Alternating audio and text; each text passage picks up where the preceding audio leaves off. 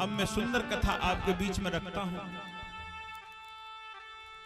जिन माता बहनों ने भागवत कथा में कलश भरे, इसका क्या महत्व है, बोली वृंदावन बिहारी लाल।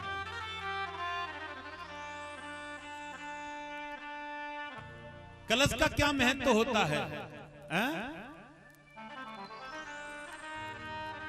और कलश क्यों भरे जाते हैं कथा में, भागवत के द्वारा आप सुनिए, बोली वृंदावन बिहारी लाल।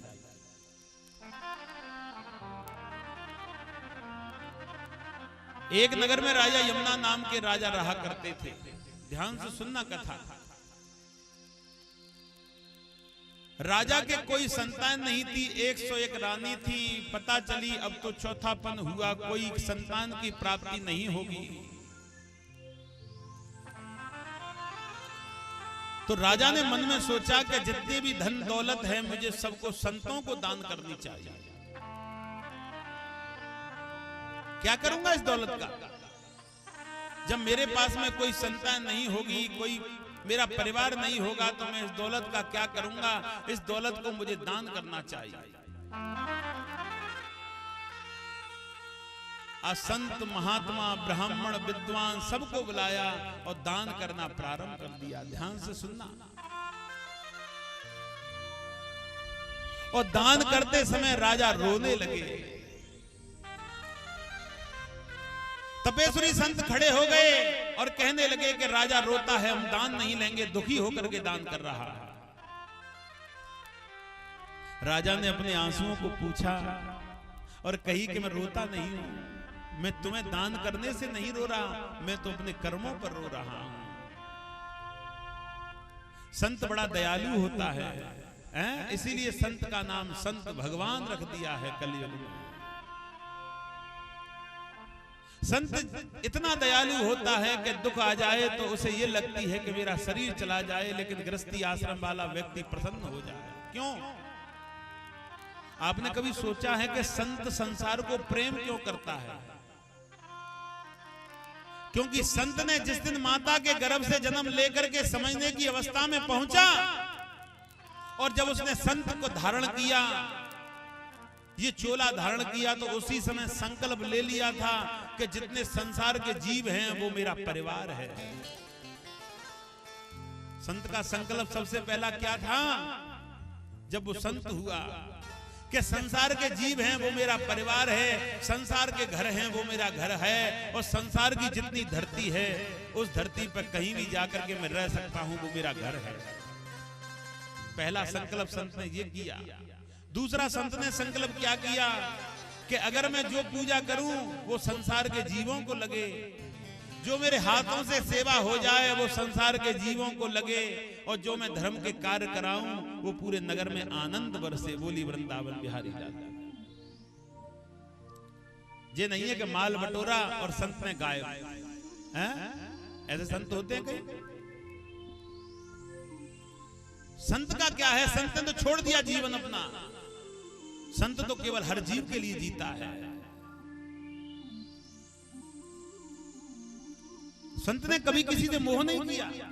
तुम्हारे घर है जब तक तुम्हारा है, तुम्हारे घर से चला गया तो जाने किसका हो जाए, उसके घर से चला गया तो जाने किस दूसरे का हो जाए। जितनी देर तुम्हारे पास में है उतनी देर ही तुम्हारा है, और जितनी देर तुम्हारे पास से हट गया अब तुम्हारा नहीं है।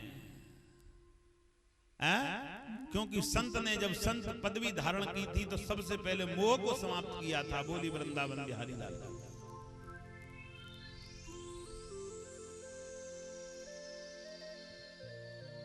संत पदवी धारण कर दी, भाई है, बहन है, माता है, पिता है, उसी समय उनको भूल जाता है।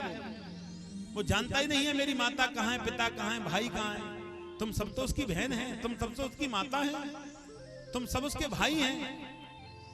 संत पदवी लेने के बाद में भी धन कमा करके उस गृहस्थी को देता है जिस गृहस्थी में से तुम्हारा जन्म हुआ है। वो संत कभी किसी का कल्याण नहीं कर सकता। बोली वृंदावन बिहारी लाल।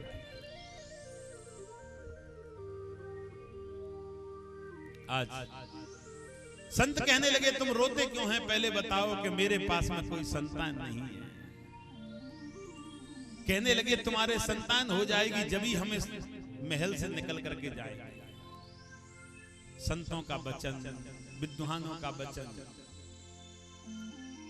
कहने लगे प्रभु मेरे भाग में संतान है ही नहीं। कहने लगे कि भाग को कर्म मेट देता है। अच्छा एक बात बताओ, कर्म बड़ा है या भाग्य? इसको कोई भी बताओ, जितने भी भक्त बैठे हैं, कर्म बड़ा है या भाग्य? अच्छा कर्म पिता है या भाग्य पिता है? अच्छा कर्म पुत्र है या भाग्य पुत्र है? बताओ। छोटे छोटे प्रसंग भी नहीं आप जान पाए हैं? मैं बार बार आपसे इसीलिए पूछता हूं कि आप कुछ जीवन में कुछ जाना है या नहीं। ये तो छोटा सा प्रसंग है। कर्म बड़ा है या भाग्य? कर्म पिता है या भाग्य? कर्म पुत्र है या भाग्य?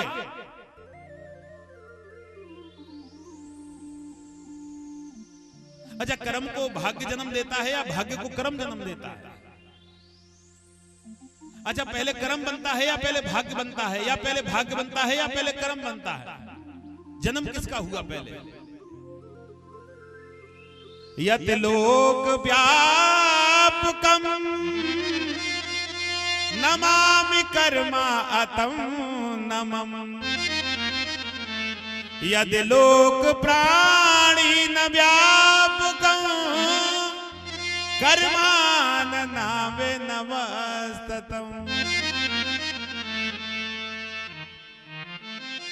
कर्म बड़ा है, कर्म पिता है, भाग्य पुत्र है। कर्म ने जन्म पहले लिया है और कर्म ने भाग्य को जन्म दिया है। क्यों?